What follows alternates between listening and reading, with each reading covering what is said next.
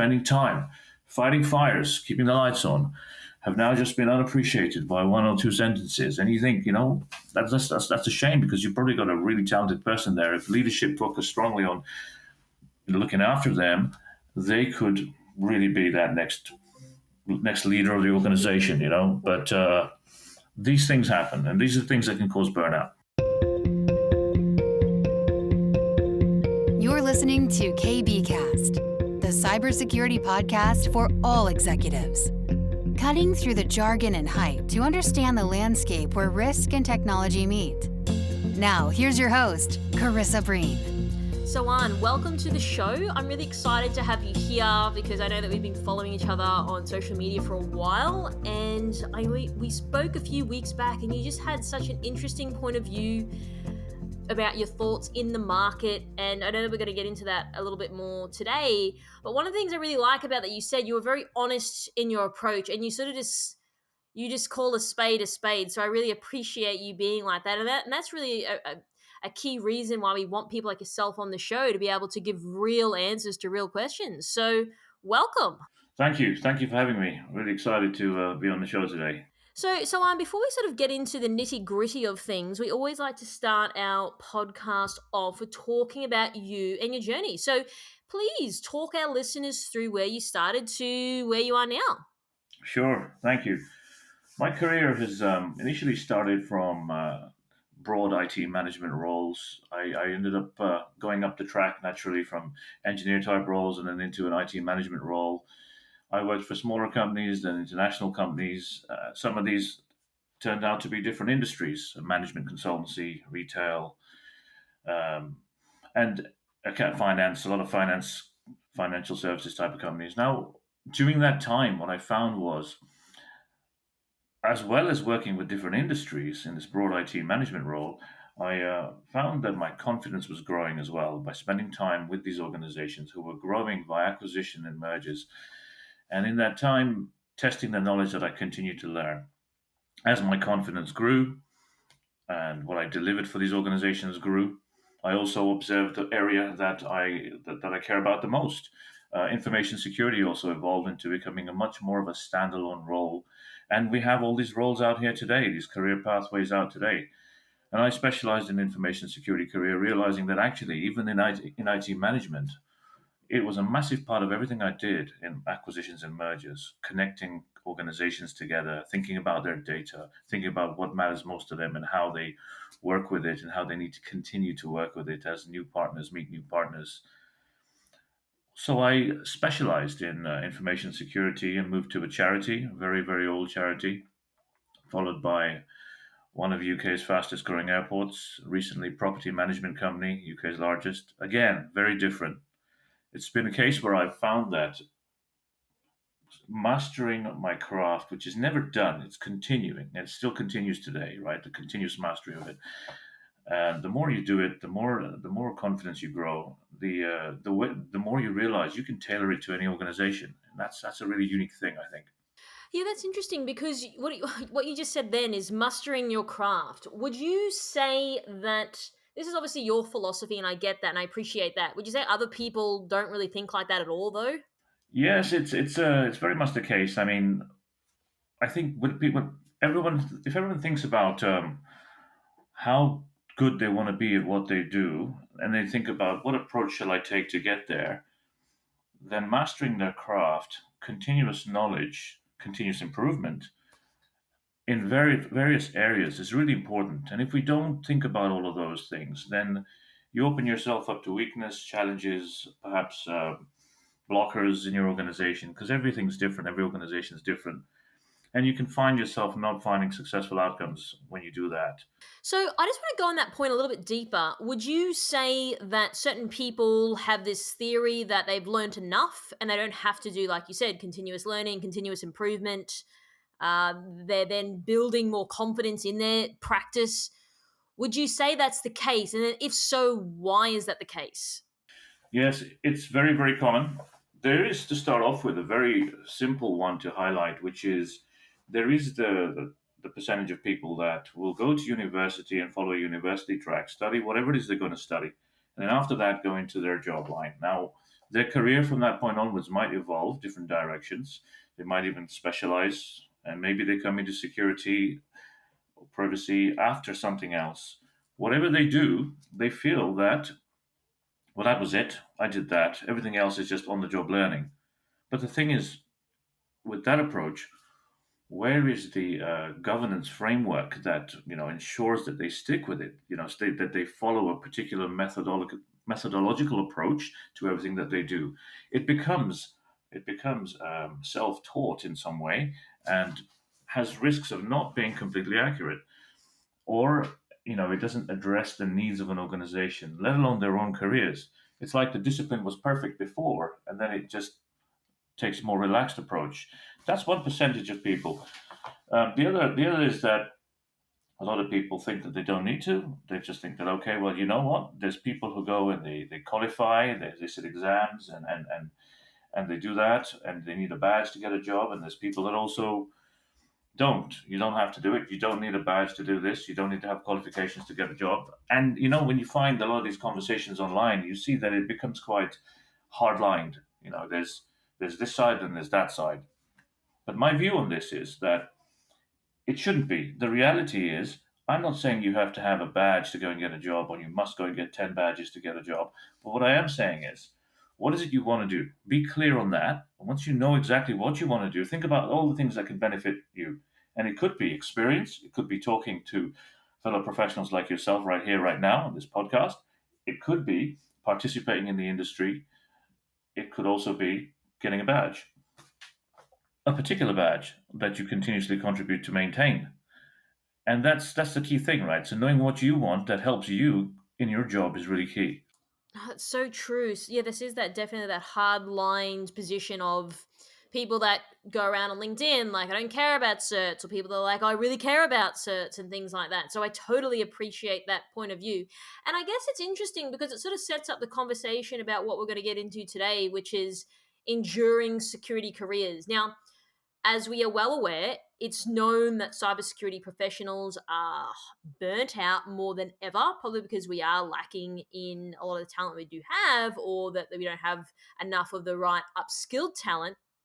And then I guess it's even harder then to retain that talent because they're exhausted or they get a better job elsewhere, whatever that may be.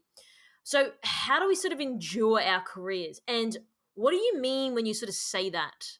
I think it's about following a formal path with everything that we do. If we think about when you manage a project, you track it. There's various tools that one uses to track and deliver a project on time. Is it still of value? Did it work out? In reality, everything we do in life is the same. And if we think about in our careers, personally, and also in an organization, in these roles, if we think about planning things so that it's strategic, there's long-term goals, mid-term goals, and short-term goals, and they all feed into each other, and you measure them for success. Do they matter to you? Are they achieving? Are they delivering? Do they matter to your employer? Are they achieving? Are they delivering? And you keep doing it, it helps because then when the challenging times come, when the execs, for example, get tired of listening to the same story, how do you twist it? How do you change it? How do you change the angle so that it grabs their attention and it matters to them now? And that's a thing, right? And during our careers is about building strong networks, staying focused on those goals, being calm, clear, and concise. Now it's hard. Sometimes you're in an organization and faces change. We talked about cybersecurity roles and people coming in and out of these roles a lot right now. It's like that bubble of an employment gap that is never ending. Well, but I think the burnout's got a lot to do with that because people are coming in and out of roles, so there's still roles to be filled continuously. The thing is, when that happens and things change in an organization and colleagues that you build strong networks with that form part of your big security steering committee, your groups, and all that kind of stuff. When they come and go, and you have to build new strong allies, you just got to keep focusing on what matters most and do those. And it's a repeat, but clear, concise, calm, and communicate collaboratively across all the time. So when you talk about building strong networks, I absolutely agree. I mean, I probably wouldn't be where I am today with the people that I know, that are alongside me, that I work with, that are my colleagues and clients and things like that. So I'm a very big believer in that and nurturing these people and actually caring about them because they are human beings at the end of the day. So why would you say people wouldn't sort of adopt this strategy now, whether it's you're in an internal role and you need to build strong networks because you've got a huge security department that you need to get things from, or whether it's you're on the vendor side of things and you're looking to build your network for selling your product, for example. Why do you think people don't value this as much as I think that they should value this? I think it comes down to that burnout element again. What are the things that cause a burnout? There's several elements, and we, I mentioned that people who you build networks with move and are not always there to that in next quarter who are here today, things like that. But also, if we think about this thing, which I came to get familiar with, it's a kind of metric you could say. It's often seen as 100-10-1. Now, that sort of means that in any organization of about 100 people, there's about 10 support staff. Of course, this is flexible, but there could be one security professional. So then you can see that out of the support staff, the minority is the security professional. Now, every organization may have a variable to those figures. It could be 50-10-1, could be 100-10-1, or even more. The reality is that if you're a minority and we know that our threat landscape keeps growing, new threats, new risks. I mean, we hear about a breach every week, almost every day, probably, right? So, with these things happening, the worry from our execs, our strong stakeholders, the people that want to know about how security is doing, what our posture is, pressures are strong, but investment isn't showering down all the time. The money we need to add automation into remediating things, to build automated security operation centers and things like that, add staff headcount, that's not growing all the time, not at the same rate. So people get burned out because of this, the amount of work that they do. And I think what's really important is drawing the line. It's got to be done because, after all, if something goes wrong and it's the organization's fault, the CEO could end up in court. He knows that, and we know that, and we shouldn't lose sight of that. So the reality is, if security professionals draw the line in work life balance to make sure that they're refreshed and are able to continue to be developed and bring relevance into the room in every conversation, then it keeps the ball in the right place. And we will always still have that attention from the people who need to listen. But the burnout risk is there when we find so many security professionals working countless hours round the clock because they're showing their commitment, they're showing their loyalty, they keep the lights on. Apart from the pat on the back, it's not enough. Not for their health, it's not good, and also it will cause burnout eventually.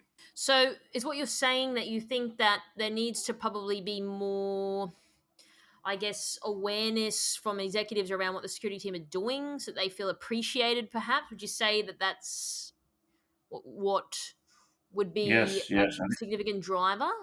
Yes, I think it's how we report it really helps. When you think about how we report the threats, the volume of threats, and what we're investing in, and the return on investment from those investments, as well as how much work we have to do, and what that is, how long it takes. Transparency is key. We use these words in security technologies and stuff like that. I guess all these vendors who are creating something new, they always like to say, transparency from the software will let you see everything about insider risk and all that stuff. That's all good, but the reality is we be transparent. We stay away from silo driven approaches.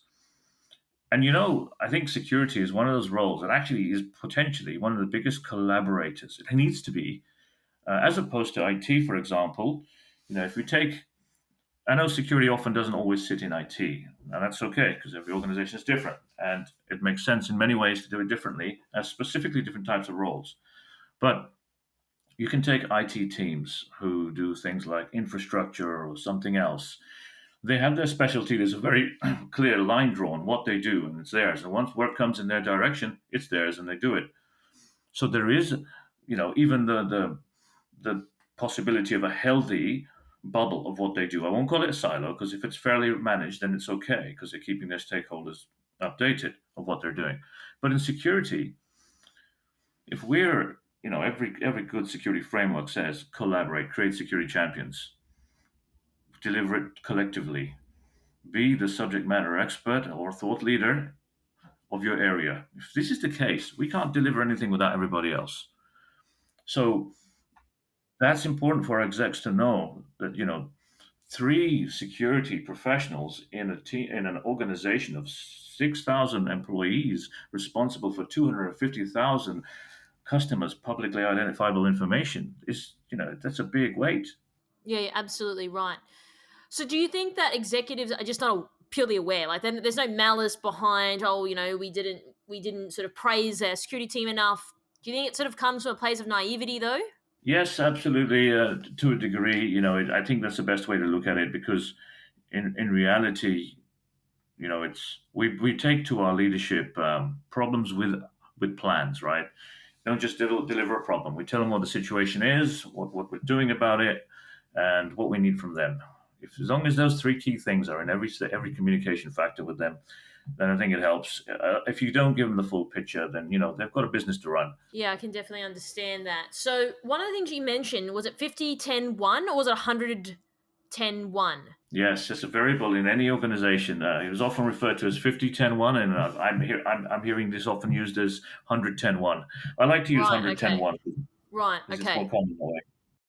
Okay. So explain like what that is, and then how does that 50-10-1 or 100-10-1 then apply to security practitioners? So if you think about how every organization has their number of employees, and you support that, you've got an IT department that supports them, supports their purposes, their work, everything that they do. This metric is about saying for every 50 employees, you may have 10 support staff and one security professional. Now, that metric alone is an idea that how does that one person support an organization growing? And we all know if you take the typical model going back 10 years when you had employees and you had IT staff, it was often there was a metric that was 100 employees, one IT staff. Then you have all of these different departments within IT, different organizations, different specialties, and here we are today, where security is a big part of it. So the key thing here is that you know organizations are growing fast. We are hearing reports of more and more acquisitions and mergers on the horizon. All that happening, there's going to be a lot of complexity that goes with these things, and to one member of staff in IT out of that metric of 50-10-1 is not going to grow as fast as we want them to. So they're not going to grow into more numbers. They're not going to get partner organizations to partner with them. They're not going to have all of that happen overnight. That's going to be all down to communicating clearly and concisely and making sure we address what's needed. What does have to happen is that one person has to be a thought leader and a security champion. Sorry, a subject matter expert who builds security champions in every department. So when we think about creating a security function, a security steering committee, security sits in different boards, for example, the architecture review board, business continuity steering committee, and all these different committees that get created. You're spreading security awareness there. You still can't be there if you're the one, and you're not growing fast enough to address all of this change. So we have to build security champions in all these different departments. And that's why I believe that having a security champion who knows in every team, every department, and every specialty all around the organization, who knows that we have to take security seriously. Have we done this? Okay, we're doing this new thing. We're building a new service for our customers. What about security? How much of that needs to be? I am the responsible one that goes to the security steering committee from our department. Let me make sure that we've ticked and addressed all of those important elements that are a security risk in our initiative, and take that and report it. That's important. So the one being that one isn't. It goes. I think that one person, 50-10-1, that security individual, has got to be the biggest influencer above everything. One of his biggest skills or her skills has to be an influencer. And that one number that we're talking about, like that's a pretty big job for someone, right? Which is probably then creates that burnout that we've been talking about. Is that correct? Yeah, absolutely. Definitely. And when problems happen, incidents happen, security incidents, and pressures grow to, some people some organizations handle a security incident by having a war room call every hour while it's going on. Now that can be productive. It can also be counterproductive, especially when you also have this group that need to be in these calls, but also just additional people of high ranking importance. All of it does do one thing for sure, whether it's good or not, is pressure. And when this kind of pressure comes, it's easy for someone who's organized to become disorganized or unorganized and lose their flow, lose their natural flow. And the pressure comes and the burnout comes. And people get fed up because they have a heated conversation, heat of the moment in an organization. They think all of those hours and hours of spending time fighting fires, keeping the lights on, have now just been unappreciated by one or two sentences. And you think, that's a shame, because you've probably got a really talented person there. If leadership focused strongly on looking after them, they could really be that next leader of the organization. But these things happen, and these are things that can cause burnout. So just so I have this right, you've got one security person that has a big responsibility that has to, like you said, the 50-10-1, they have a lot of ground to cover. Then along comes an incident, which happens all the time. They've got to deal with it. They've got to manage staff. They've then got to respond to every single person that's hitting them up in the organization. But then along comes some executive that has no real clue what's going on, says a couple of throwaway lines in their eyes. But then that security person gets offended to be like, hang on a second. I've been sitting here for days, weeks, years, like giving my soul to this organization to make sure that we're not breached. And you've just said something that's completely undermined who I am as a person, my professional capability. And then as a result, and they're already wrung out by this point already because they're tired. They've had to be on calls all night because of the incident. And then as a result, they leave. Is that sort of in a very fast way the chain of events that we're sort of seeing in our space? Yeah, definitely. Very often happens a lot, and I think that's what happens. People just decide they need a fresh start, and they just go. And because the industry is so accommodating to that refresh, and it's quite common. Okay, so I totally agree with you. Now, because they need a fresh start, I get that. But then what does that sort of do then to the endurance then of that company? Because it's like, okay, well, we've had this person in, but now like I said, the executive comes in, says a throwaway line, they're offended, they leave. Doesn't really help anyone though in the end. So what's your thinking around that? Yeah, this is it. Now, this is where organizations have to improve their processes of continuous improvement, lessons learned and things like that. If they don't address those kind of typical principles, which you can get out of any framework for any type, organizational governance framework or anything, if they don't use these good practices, if we just call them that, then they'll never learn from these things. You'll find that individuals like this leave, and there hasn't been enough knowledge sharing. There's gaps, and for a good while, individuals who are still in the organizations will say, "Oh, but this person knew that. They've left now. They didn't hand it over." But I often say that excuse only works for a little while, and then you have to start saying that you do know, because people can't get away with that. But what happens is, and I say people can't get away with that, I'm talking about the people who are making excuses now because somebody left and they think they don't know how to do something. But why are they being asked to do something? Because the organization needs something. And it limits the organization's growth. And that's a key problem.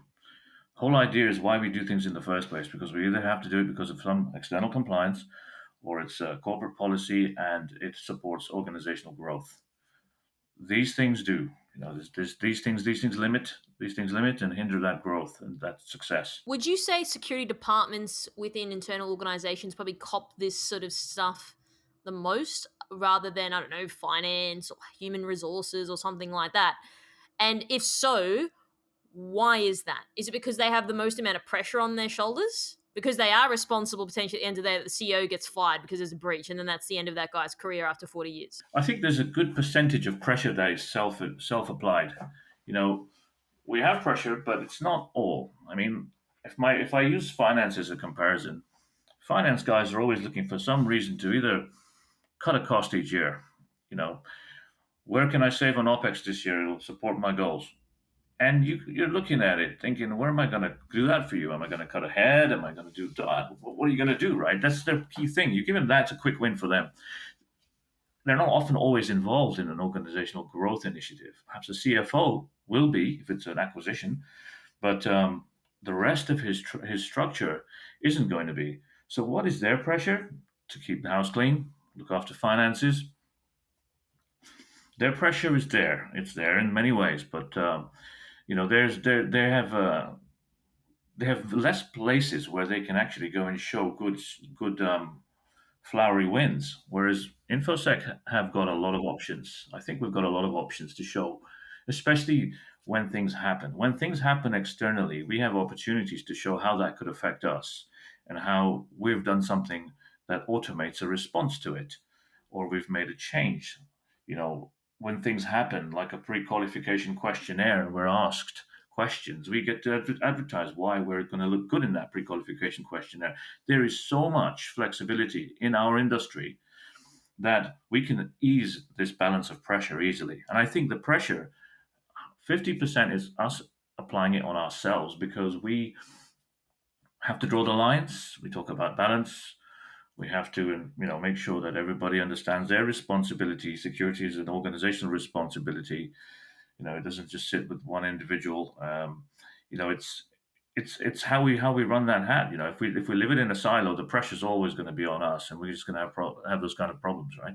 So how do we sort of ease the pressure then? So someone listening to this is like, yeah, I'm definitely put pressure on myself. And I get that. Of course, people have a level of integrity. They want to do as they say they're going to do. And I understand that. We need people like that. But then, of course, you can take it too far where then it becomes detrimental potentially to your mental health and your physical health, or you're not enjoying what you're doing every day and you always resent it.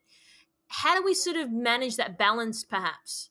So we've got to draw the line to start off with. It comes down. That's got to be the first thing. Drawing the line, as in, putting enough hours in that's necessary, and draw the line so you get enough time to have rest. If your day's got so many hours to it, how much of that is going to be your employer's time? How much of it's going to be yours?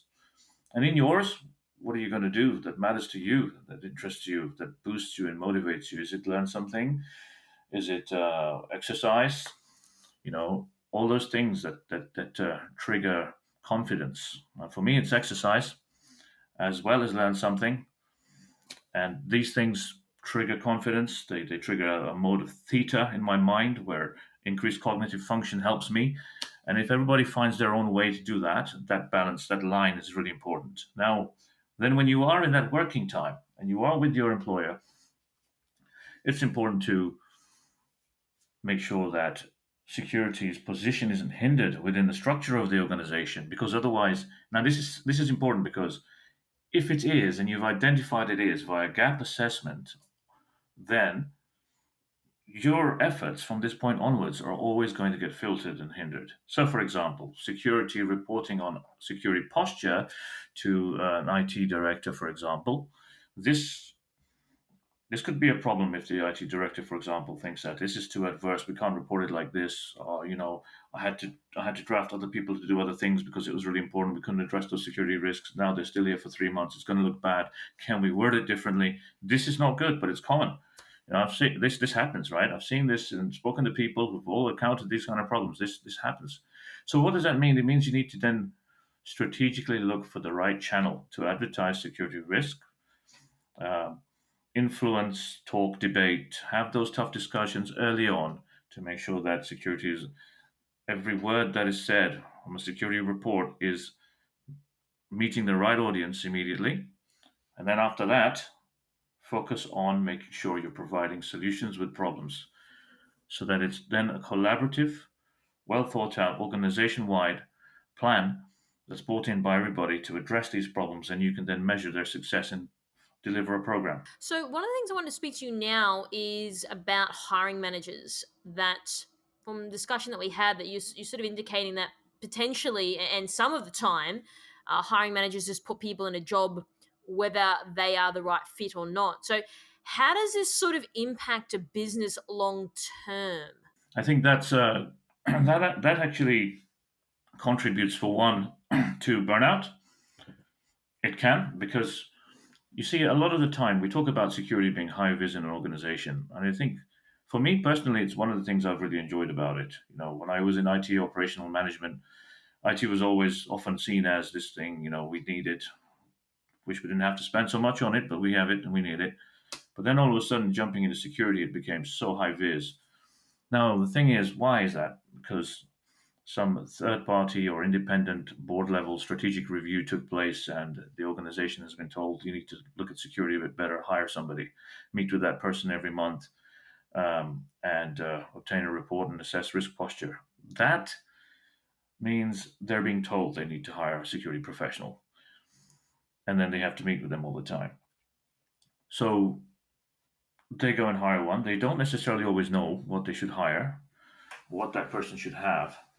It becomes a very important tick box exercise for them to then say on the next quarterly board review that, yeah, we've got a security person in place now, and they're doing things. So to avoid them from making that mistake, to prevent them from making that mistake, and to do it right, we have to educate them. Now, the thing is, this organizational repurpose is really common. We find hiring managers is repurposing somebody without the qualifications, without the experience, um, without the collaborative and communicative approach. Because you know what? If you take qualifications and experience together, but you find a person's gone both, but they're absolutely weak on communication and collaboration, it's pointless. They're going to be another person who's not going to succeed. It's going to have to be a combination. And that's the thing. Hiring managers need to know what they're looking for and need to be educated on that, need to get third party expertise to help them rather than think they can just repurpose somebody who wants to try security now, who's installed a few firewalls. Yep, they must know security.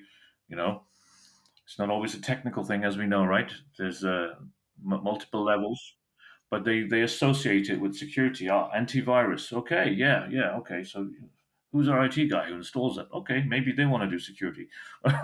This stuff. They need to know what they're hiring, because what have they got to lose if they slow the company down? The hiring managers make a mistake. Somebody comes in, tries it for 6 months, can't handle the pressure, then leaves. They're back to where they started 6 months later, no change. And the third party auditors are back to say, how did that go? Yeah, not real well.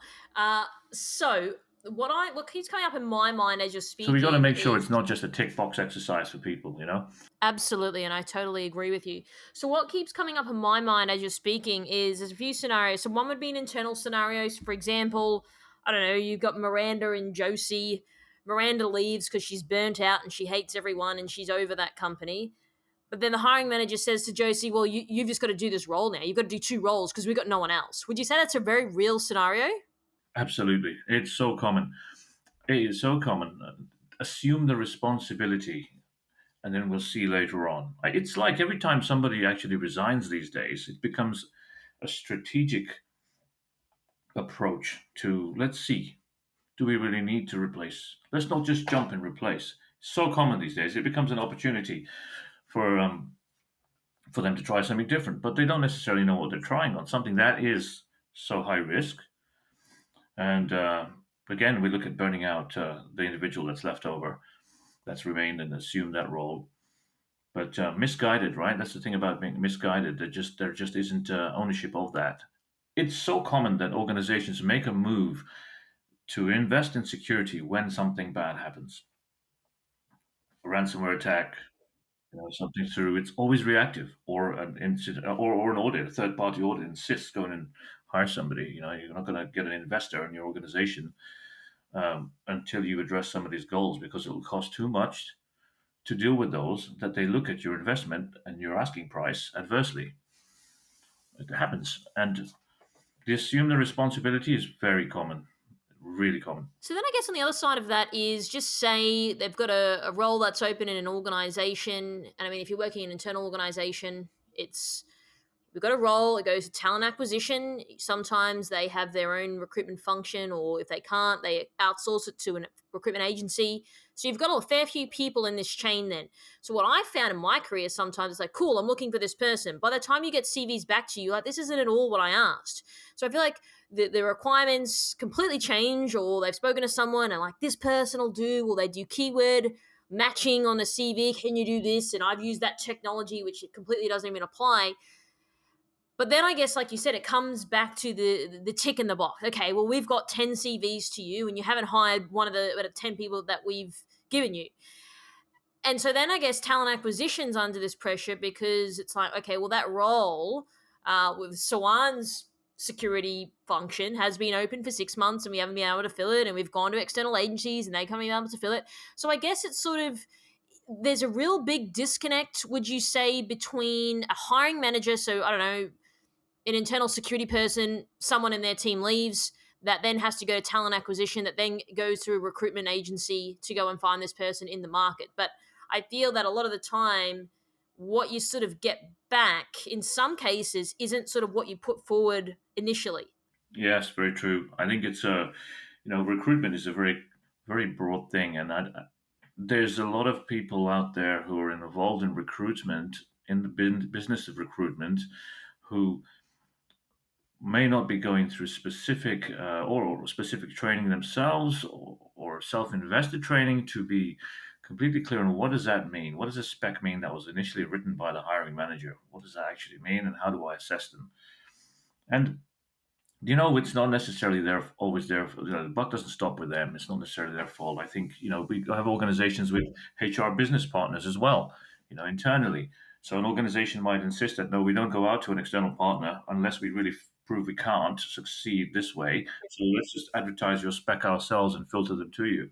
I mean, I've been in positions before where the perfect candidate for our organization has been filtered out, and it just so happens that I found out later on that that candidate was filtered out, and I go and ask for them to be resubmitted into the pool for review, and they come in or join the organization, and they absolutely transform the organization because the person who filtered them out didn't really identify what their skills were perfectly, or whether they were a perfect fit for the role. There's these layers, right? And we all have to go through these layers, whether we're a candidate looking for a job, or we're hiring for one. They're there, and sometimes you get an incredible experience with some people who really find you some great candidates, and some even add some interesting value to it that you didn't think about because of their candidate's experience, which they articulate in the conversation with you. I think that in information security, it's good to partner with a third party. I'm definitely a fan of that, and it's about, as an organization, as a hiring manager, picking an organization, agreeing whatever your percentage of terms of what business are going to be, and work with that organization that will find you good candidates. You save time, and you'll talk to some really smart people because there's a lot of them out there. We know some key facts, right? Staff turnaround is fast in InfoSec, and we know that there's a lot of people out there who are looking for jobs, and also more roles getting created. So if these things are happening, and they're facts, then we know that we should definitely look very well. If we don't look clearly, then we're going to hinder our own objectives and slow ourselves down. So all we need to do is look correctly, and that means make that nice, strong partnership between who you're going to work with to look at those CVs. And it starts from us internally writing a good job spec. It's so true. And one of the things that came up for me as you were speaking was they got filtered out, right? So just say hypothetically, it's like they did this whole process and it's like 3 months later, they really need that person in that role. They filtered the wrong person out, but they didn't have you to even notice that person was filtered out. And then probably by that point, they're so desperate for someone, they just put anyone then in that role. Would you say that that's the case? Because they're just so frantic to just get someone like bums on seats by this point. Absolutely. I've seen complete contrast difference between people who they could have hired and have hired, or have hired and then hired again later to replace. It's been unbelievable. And that particular example I gave you, it was unbelievable. It only happened because I actually thought about this individual, approached him on LinkedIn and said, we have a role. I feel you'd be a great fit for it if you'd be interested in applying. The answer was, I did. And Oh I my approached the HR and God. said to him, "Did you get an application?" And when this individual said, "Yes, filled it out," I said, "Okay, But what was can you their undo reasoning that?" for that though? The reasoning just felt it wasn't a good match. But this is a person who entered the organization, got promoted within the first 3 months, and is transforming the organization. Literally, one of the best business partners, one of the best partners to the business the organization has seen. That happens, and I think that's it's a common thing. I mean, it's about the challenges we face when applying for a role as well, right? From a candidate perspective. And again, it comes down to networking is really important. Would you think that applying for a role and potentially contacting anybody you know in the organization on LinkedIn, to just I've just applied for a role, by the way, that these kind of things, these added efforts, they do help, I think. So when the HR person turned around and said they just weren't the right fit, culturally or more so like skill set? Skill set. See, that's when it gets really interesting then. So but wouldn't they be able to see that there was a clear match? If you're saying that they were perfect basically for the role and they've transformed the whole company in 3 months, like to me, it just seems like a no brainer. So I'm curious to understand what their thinking process was and their own internal policies because it does seem like, do you think it was an oversight that was obvious, or do you think that they completely just dropped the ball on this one? Yeah, I think in reality, we aren't asking the right people to look at this kind of CV. The person wasn't equipped with, was it a 5 minute conversation? We're hiring for this type of role. Can you be the person who filled the CVs?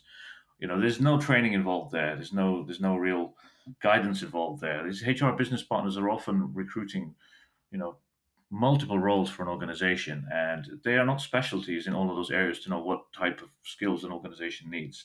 They look at a CV and they score it down or score it up based on a quick glance and previous job titles, perhaps, which are kind of an obvious thing, and a few acronyms, perhaps. But how do you score somebody when you make that your specialty as a HR business partner, and you're dealing with all types of roles in a day? How do you become good at all of them? It's tricky, You right? can't. It's got to be supported, I think, with somebody else looking at them, or just take that strong responsibility away from just absolutely dropping them down, filtering them down. It could also be down to volume. There could have been a lot of them, and it just becomes necessary to have somebody filter it down before it goes up to the more busy, the more focused people on the role later on. It's possible. So, would you say the scenarios that we just discussed now and the hiring process internally, externally, that because of these situations that we come across, that impacts the endurance then of a security career? Yes, definitely, they can. They certainly can. A security career needs to be supported throughout as well. It's a two-way thing. When a hiring manager onboards a new security professional, for me, how they introduce that individual into the organization, it all starts from there. The person comes in, they've left the job, or if they haven't left the job, they've just joined your job because they didn't have one for a while. Whatever reason, they've joined you, they've made a commitment to join you. And it's a big commitment. It's emotional. And you want to know that you've made the right choice. So then you can go and give them your 100%. So an organization onboarding is really important. And it comes down to the HR experience from interviews, from onboarding, doing things on time, in time, the experience, the induction, to then spending time with your hiring manager, and how that hiring manager introduces you around the organization. This is the new security guy, or you know, this is our information security manager who will be looking after privacy and security initiatives going forward. Be working in my team. There's a big difference. I know which one I prefer. You know, and if you have that done multiple times around an organization to different departments, and you had the first introduction done, it's very very underwhelming. So I think all of that counts, and it adds and it starts to chip and chime for an individual from the start, and or it can empower them and make them feel, wow, this is wonderful. I am so happy to be here. So, Sawan, you are a leader in our space. Just straight up, like, what are we doing wrong? Like, what do we absolutely need to change? Well, I would say there's a lot we need to change, or should I say, I was going to evolve. say there's going to be a caveat on that. Just maybe one or two things. Yeah, it's evolve. I think we've got to, as leaders, as also at all levels, at all role levels, we've got to keep on evolving. Focus on things like continuous improvement, continuous gap assessment. Focus on goals for ourselves, for our organization, align them mutually, and just keep on thinking, how can we achieve those? How do we prove we achieve those? and enjoy it. Because if you don't enjoy it, then it just becomes a job. And we all need a job, but ideally, we'd love a role, right? And if we keep on focusing on continuous improvement and measure it and call up people when it's not happening and what it costs if we don't do something, then there's we can move ahead with things. If we don't say things at the right time, if we don't call a spade, then it just slows down, hinders, and we lose opportunities. So I guess on that note, would you say that we as individuals, whether senior or junior, doesn't matter at this point, but would you say that we're owning enough responsibility for enduring our own careers? Because, like you said, like we just don't want a job for being a job, right? Like we want to be able to grow and develop and learn new things and work through the ranks if that's something that someone wants. Absolutely. And I love that question because in the past 18 months, I saw so many opportunities, which I've mentioned to people in the organization. And it's really interesting because, you know, ultimately, we have enough responsibility to strengthen our own careers. And this is how, as an example, there's a lot of things that, if you talk about certification for a moment, there's a lot of things that a lot of it costs a lot of money, and that's why said before, it's important to pick which one you want that's going to really benefit you and is worth that investment.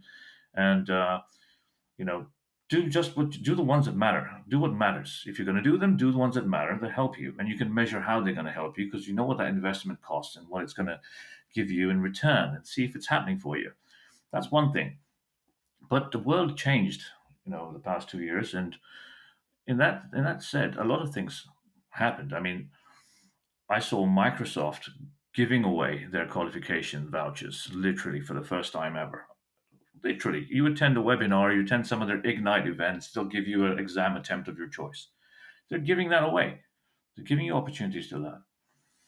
I saw other organizations like Cato Networks offering certification programs for people as new initiatives. There's so many opportunities for people to learn to enhance themselves. Cato Networks is an organization that's providing a networking technology. So that's and a very in demand one. So these are opportunities for people to get better at what they do. I find whenever I introduce a new technology into an organization, as well, when I say it's going to cost this much money, I'm also bolting on the factors of training.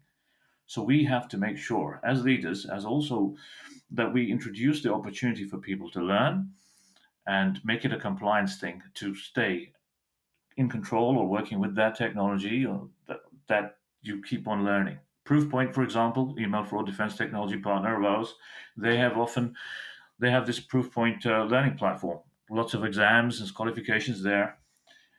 These things are there if you look for them. If people look for them. I give you an example. When I was working for an airport, I applied for a advertised Cisco scholarship, which they had announced, and I got it. They threw exam vouchers at me and some training, and that was great. I then won one from EC Council, which is their hacker training. Certified ethical hacker practical training. I didn't pay for those. I applied for those because I saw an opportunity, and I got those. And that's just me being a life learner, doing my thing, right?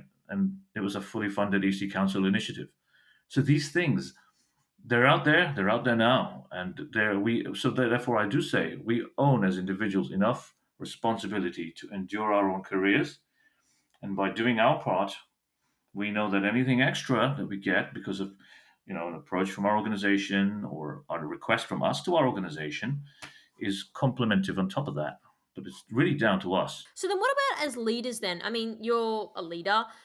Would you say that leaders in our space are then doing enough to ensure longevity for careers for their people? Definitely not always doing enough. I see lots of scenarios where leaders won't know what you should be doing. You should know what you should be doing in our industry specifically, especially since we're the ones who are supposed to continue to focus on bringing relevance in the room, right? It's that thing about being the most knowledgeable person in the room becomes the most powerful person in the room because they know the most about what's being spoken about on that day in that room. So I say that because if we want to be good at what we do, we need to then approach our leaders sometimes and say, right, this is a big area of focus. People are buying lots of software as a service applications and connecting them all up together. Apparently, the connectivity, which is known as an API, is going to be a massive threat vector according to Gartner and Forrester reports. We need to learn about that. Then you get the attention of your leader, and you should fight for the support for that, because what does it cost to the business if we don't focus on strengthening this area? Sometimes the leaders will come and they'll offer this initiative. I certainly would. I'll introduce these things, but it's not always going to be that way. It's a two-way thing. I think that as leaders, we're not mostly doing enough. We hire somebody based on what their CV said they could do at that time, and we'll tolerate what they're going to continue to do.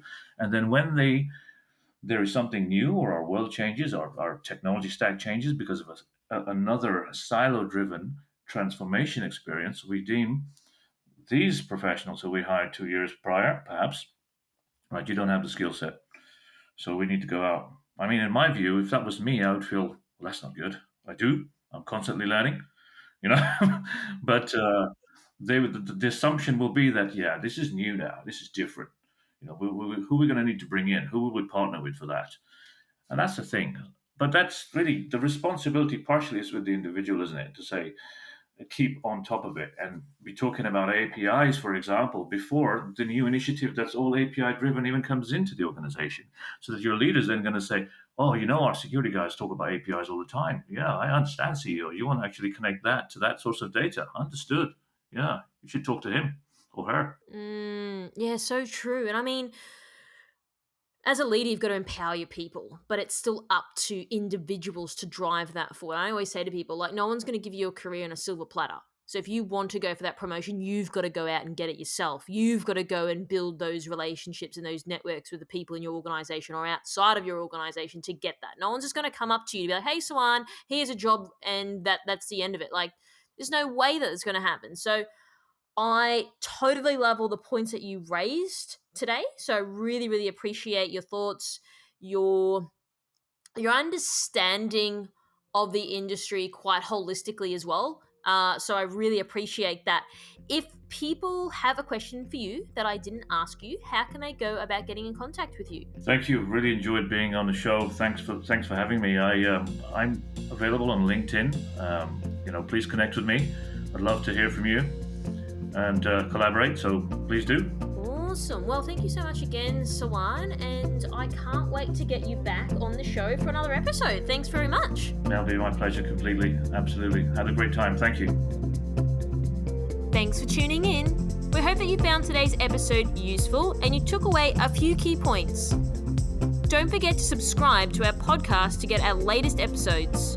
If you'd like to find out how KBI can help grow your cyber business, then please head over to kbi.digital. This podcast was brought to you by KBI.media, the voice of cyber.